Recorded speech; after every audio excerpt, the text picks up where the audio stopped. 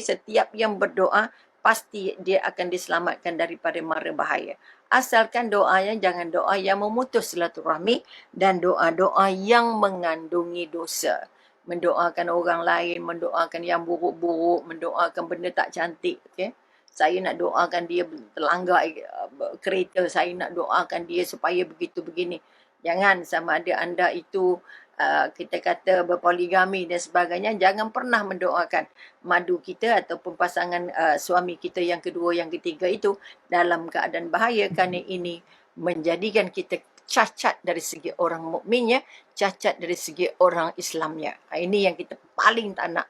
Kalau boleh kita tak nak mendoakan yang buruk-buruk, dan yang kedua orang yang tidak pernah memutuskan silaturahmi. Jangan berdoa untuk memutuskan silaturahmi.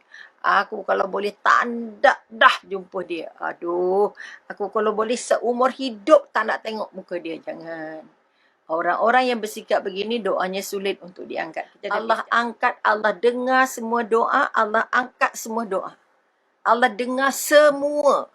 Bila perkataan semua, doa kita masuk tak? Masuk. Ini kekuatan.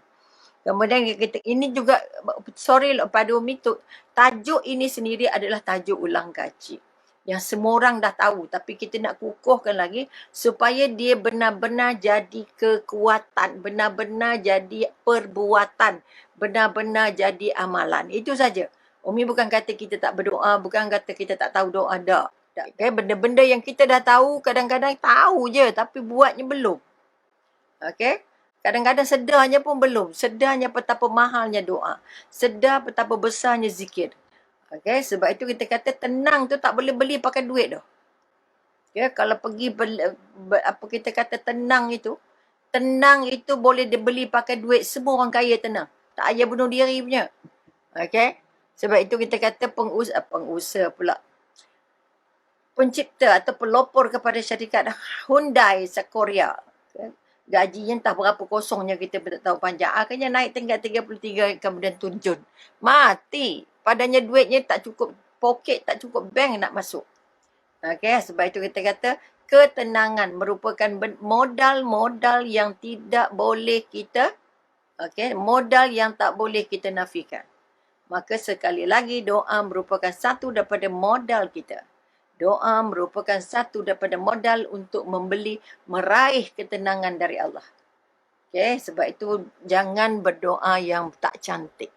Okay, kemudian kita kata Allah kata apa? Doa kita diangkat atau tidak diangkat? Diangkat. Doa kita didengar, kita tidak dengar? Didengar. Doa kita ditunaikan atau tidak? Ditunaikan. Tetapi ditunaikan dalam keadaan bertahap. Okay, kalau mengikut ulama' dia kata apa? Pertama, doa yang dikabulkan secara langsung. Apa yang kita minta, apa kita mendapuk terduduk sebiji. Dapat apa yang kita impikan. Itu selalunya doa-doa paling mujarab. Doa paling mujarab, doa paling ikhlas, doa paling tulus. Doa yang benar-benar menyentuh hati Allah. Okay, itu yang pertama. Maknanya kita nak A dapat A kadang-kadang. Maknanya artinya doanya diangkat 100%. Okay? Kalau boleh kita nak semua kita ni supaya Allah angkat doa kita 100%. Okay? Oleh itu jaga-jaga baikkan hubungan kita dengan Allah. Sebab itu orang yang bersyukur dengan bibirnya tapi tidak menambah ketaatan daripada setiap nikmat yang Allah berikan kepadanya. Allah tambah nikmat, dia pun bersyukur tetapi tidak bertambah ketaatan. Bila tidak bertambah ketaatan, maknanya nikmat itu akan hilang jadi mudarat.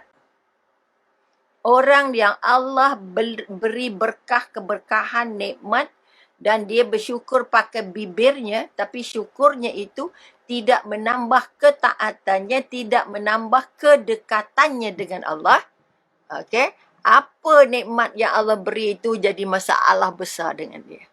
Jadi mudarat dengan dia. Sebab itu kadang-kadang kita kata, Mi pernah numpang kereta seorang sahabat yang namanya Puan Seri lah kita katakan. Okay? Kalau kita kata kita lalu di sebuah kawasan di mana dulu kita banyak berhenti makan cendol tepi jalan je kan. Tapi masa itu kita pakai kereta biasa-biasa je. Park tengah jalan dan kita turun kereta minum. Tapi bila naik kereta dia, kereta yang macam-macam nombornya, akhirnya kita tak boleh dah minum dah. Tak boleh minum tepi jalan. Ini Puan Seri ni, jangan main-main. Allahu Akbar. Payah pula jadinya Puan Seri dah tak boleh minum senang-senang di mana-mana.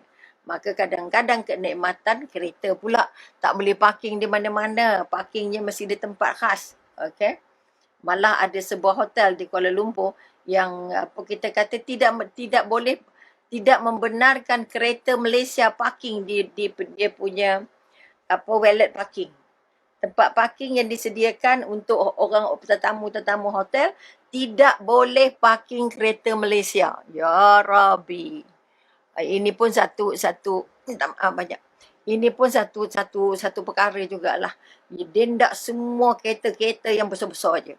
Okey, pun maknanya ndak kereta-kereta yang mahal-mahal aja lah.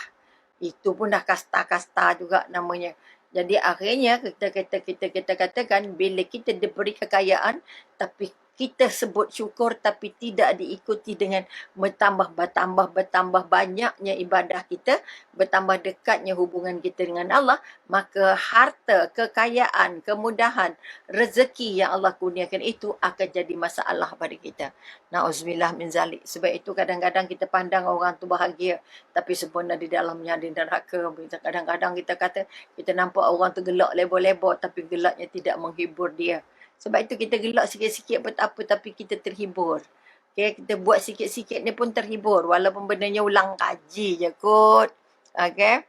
Maka kekuatan itu, maka kita pertama Allah memang itu sebab itu kita kata nak cari masa yang mujarab, nak masa yang tepat, nak cari tempat yang mujarab atau nak cari tempat yang mustajab kita kata kan. Nak cari masa yang mustajab, nak cari hari yang mustajab, nak cari bulan yang mustajab, nak cari macam-macam. Maka kita kata apa sebab kita nak memilih masa, nak memilih tempat, memilih keadaan, memilih waktu. Kerana kita kalau boleh kita nak doa kita itu diangkat Allah dan diberikan seperti yang kita minta. Ini yang sangat mahal, high class kita kata, okay?